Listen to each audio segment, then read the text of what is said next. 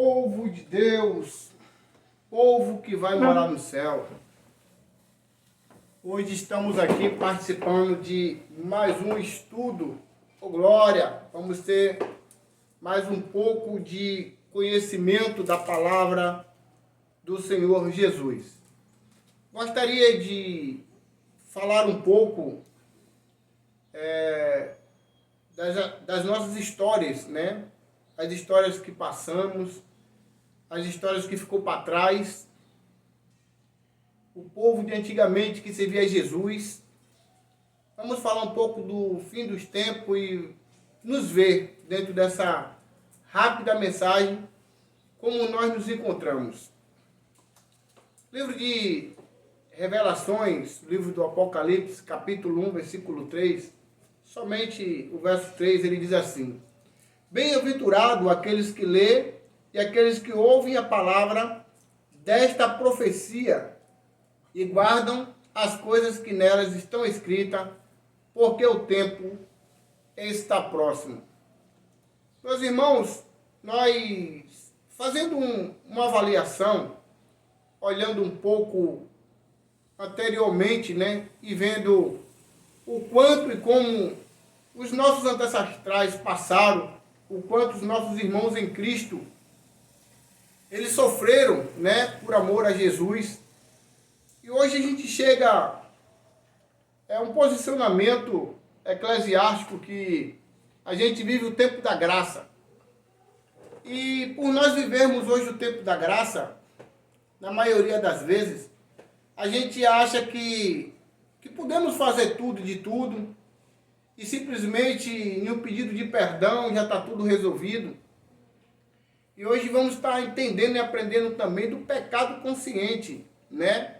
Existe aquele pecado que a gente faz, né? Nem tanto com um propósito, e de repente temos aquele arrependimento e deixamos. Esse é o verdadeiro pedido de perdão, qual vai nos levar a gente a alcançar a misericórdia de Deus. Tá bom? Então, tudo aquilo que a gente fez, mas a gente se arrependeu, pediu perdão e deixou, a misericórdia de Deus vem nas nossas vidas. Mas, subsequente, as consequências também vêm. Não é porque a gente falhou e se arrependeu que não vai ter as consequências, não. As consequências vêm. Tá bom? Então, vamos lá. Quando vamos entrar dentro da história, vamos ver o rei Nero, aquele tempo de Roma. O rei Nero olhou para toda Roma e ele não viu assim as árvores. Ele olhou e viu o verde ter sumido do centro ali de Roma. E ele ali chama um dos seus e pergunta: cadê? Cadê o verde de Roma? Automaticamente um dos seus serviçais chega lá e responde: meu rei, as árvores têm acabado de tanto nós arrancarmos para queimar os cristãos vivos. Então, observe, o rei Nero, ele já perseguia os cristãos naquela época, e olha a forma cruel que os cristãos, ali, eles perdiam suas vidas, né? Eram queimados vivos. Foi um período tão devastador naquele tempo, que mesmo ele tirando, queimando, tirando e queimando, a gente via que o povo de Deus, ele não recuava e não negava a Deus. Muito pelo contrário, ele se multiplicava. Quanto mais batia, o povo de Deus crescia. Observe, esse período aqui também é um período muito rico, né? Muito rico, onde Faraó tinha ordenado também naquela época que matasse todas as crianças, né? Que matasse todas as crianças que nascessem meninos, sexo masculino, e tirasse a vida à espada. Naquele momento, seus serviçais chegaram para Faraó e falaram com Faraó: Faraó, a gente vai ter um descontrole muito grande aqui com o número desse povo que vem crescendo. E de repente Faraó, ele chama ali, convida a chefe das parteiras e dá uma ordem a ela: olha, a partir de hoje, toda vez que for nascer uma das crianças hebreias aí, você vai lá e tira a vida. Você tira a vida. Em troca disso, você vai ficar milionária. Você vai ter tudo do bom e tudo do melhor. E ali se passou alguns anos e chega o conhecimento de Faraó que o povo se multiplicou. Faraó, como pode ser isso? Tem alguma coisa errada. Chama lá a chefe das parteiras. E aí quando chama a chefe das parteiras que vai avaliar, ele começa a ter um entendimento que a parteira chega para se apresentar e diz: Faraó, o seu povo é diferente do nosso. Só uma conjectura que eu estou fazendo. É um povo diferente do nosso. Quando uma das suas servas vai nascer, a gente tem que estar ali perto, a gente tem que dar a mão para ela apertar, a gente tem que ficar abanando. E o nosso povo não. Nosso povo é um povo guerreiro. Quando a gente bem vai ficar sabendo que alguém sentiu alguma dor, quando a gente vai ver, já pariu, já está com seu filho na mão. É um povo muito forte. Então, mesmo com toda essa luta, o povo de Deus ele continua a crescer. As pessoas, mesmo no sofrimento, eles não deixaram de servir a Deus, acreditar nesse Deus vivo e maravilhoso. A tendência sempre foi crescer. Diocleciano, ele naquele tempo, naquela época, todas as mulheres, né, que estavam gestantes, Diocleciano ele chegava e abria o ventre da mulher. Ele tirava o bebê em vida, colocava um gato dentro da barriga da mulher e costurava. Imagine a forma cruel da morte desta serva. E eles iam expor isso para todo o público ver e dizia que aquele que não negasse a Jesus seria dessa forma a punição para todas as gestantes daquela época. Então era uma coisa muito sofrida. Mas com o passar do tempo se descobre que o povo de Deus continua a se multiplicar. Jerônimo Savonarola, ele foi um monge que ele estava estudando para ser padre. Uma certa época, dentro dos seus estudos, ele passou a observar que o estudo católico tinha alguma coisa que estava mexendo com ele. E ele se apegou ao versículo que diz: o justo viverá pela sua própria fé.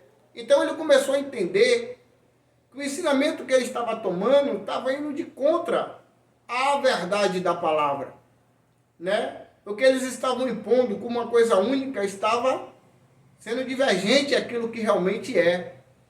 Então, pelo fato de ele querer expor, pelo conhecimento que ele teve, ele também pagou em vida, né? Ele apagou em vida. E ele disse assim, olha, na hora do julgamento dele, ele disse, olha, o que tiver de fazer de mim, façam logo. Por quê? Atearam o fogo nele, em vida, até a morte. Mas ele antes de partir, ele fala com uma grande voz. Vocês podem matar até um cisne. Olha a palavra que ele falou. Vocês podem matar até um cisne. Mas depois de mim, ainda está por vir a fênix. Dentro do estudo, a gente vai ver que passou 100 anos. 100 anos se passaram.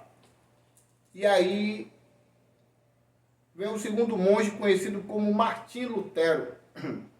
Martim Lutero, dentro do seu estudo, ele deu uma passeada e encontra este versículo.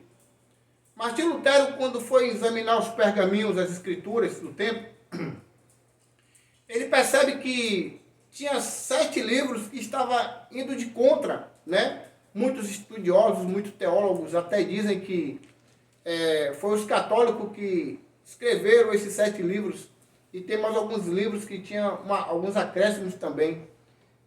Esses livros são conhecidos como os livros apócrifos, né? E são 7, a diferença da Bíblia evangélica. para a Bíblia católica, é porque a Bíblia evangélica, católica, ela tem 7 livros a mais e alguns livros também tem alguns acréscimos.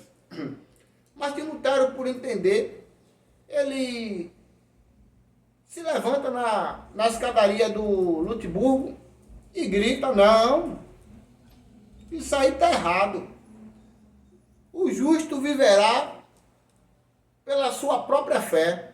Então ele já entendeu que não deveria existir uma religião. Ele entendeu que não deveria existir um devoto, mas que deveria sim realmente a pessoa exercitar a sua fé, porque ele aprendeu na Bíblia Sagrada que nós somos livres para escolhermos o que a gente quer para nossas vidas.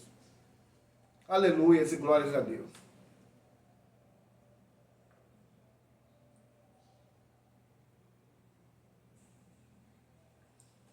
Glórias a Deus. Fazendo esta abreviatura, a gente vai entendendo, igreja, e compreendendo que os nossos ancestrais, eles tiveram uma vida muito rígida. E trazendo para o tempo de hoje, o que é que tem acontecido? Me perdoe, não estou agravando a todos, mas eu estou agravando a muitos. Meus irmãos, o posicionamento de um sacerdote é uma chamada, é uma dádiva vinda de Deus para nossas vidas. Então, tenha certeza que você que tem uma chamada do pastoreio, tenha certeza que Deus ele vai fazer com que aconteça, sem precisar que você movimente a sua sabedoria nem a força do seu braço. Porque o que é de Deus, quando Deus bate o martelo, ele entrega tudo na hora e no momento certo. Eu sei que é muito difícil quando a gente recebe o nosso ministério, é muito ataque, mas é tudo bíblico. A Bíblia nos ensina aqui, dentro dos seus estudos, que nós que estamos em Cristo Jesus, nós somos perseguidos. E somos perseguidos pelos nossos mesmos. A gente observa que no dia da crucificação de Cristo, Jesus preparou ali os 12, né? Ele prepara os seus 12. Mas na hora de carregar a cruz, foi um estranho que veio ajudar ele a carregar. Então, meus irmãos, Deus ele tem suas formas e suas estratégias de nos entregar na hora e no momento certo o melhor que ele tem para nós. Não precisamos correr atrás da bênção. Só precisamos fazer o que é certo aos olhos de Deus, porque na hora certa a bênção vai correr atrás de nós. Então, olhando para o tempo de hoje, todo lugar, todo mundo hoje acha que teve um conhecimento básico. As pessoas acham que já podem abrir uma igreja ali de qualquer jeito, que já podem fazer o que querem de qualquer jeito. Não é dessa forma. É muito complicado hoje estar na presença de Deus. Fazer o que é certo aos olhos de Deus requer renúncia. A gente tem que renunciar o nosso ego, nós temos que renunciar nossa soberba, nós temos que lutar para tirar aquele pecado que não agrada os olhos de Deus. É uma luta constante. Mas eu tenho uma palavra de vida para você. Mediante, seja ela qual for, a luta, eu e você, nós somos mais do que vencedores. Só pelo fato de nós estarmos em Cristo Jesus. Você que vai ver esse estudo, ter esse conhecimento, que não fez uma aliança com Jesus ainda, procure a igreja mais próxima da sua casa. Viu? Há tempo. A Bíblia nos diz que Jesus chegará como um ladrão. Sabe o que significa isso? O significado dessa palavra que ele chegará como um ladrão é que Jesus, quando chegar, vai pegar muitos de nós dispersos. Então precisamos realmente nos levantar agora e fazer a santa e gloriosa vontade de Jesus Cristo. Tá bom, meus irmãos? Que Deus nos abençoe. Espero ter levado conhecimento, espero ter realmente trazido para você, né, o que você estava necessitando. Farei uma oração para finalizar aqui este estudo. Excelentíssimo Deus, amado Pai, Filho e Espírito Santo, neste momento na Tua presença estou para Te louvar, glorificar e agradecer o Senhor por tudo que fez, que faz, ainda pelo que há de fazer. Deus Pai, Deus Filho, Deus Espírito Santo, muito obrigado por tudo, mas tudo mesmo, Senhor. Pai, porque sem Ti nada somos, nada podemos. Pai, a cada um que vai assistir, Senhor, desta live, a cada um, Senhor, que vai aqui participar desse estudo, Senhor, que em nome de Jesus que possamos ser abençoados e edificados pelo poder que há no Seu nome. Pai, Filho e Espírito Santo, nos abençoa. Aqueles que se encontrarem enfermos, Senhor, que estiverem participando desta oração, que possa ser tocado pelo Teu Espírito Santo e recebido a cura. Aqueles que estão atrás de uma porta de emprego, Senhor, que a porta de emprego se escancare a Teu favor. Pai, Filho e Espírito Santo, nos abençoa em nome do Pai, do Filho e do Teu único e divino Espírito Santo. Amém. Você que puder nos ajudar, dê seu like, se inscreva, compartilhe, viu? Deus abençoe. Povo de Deus, povo que vai morar no céu. Ô glória!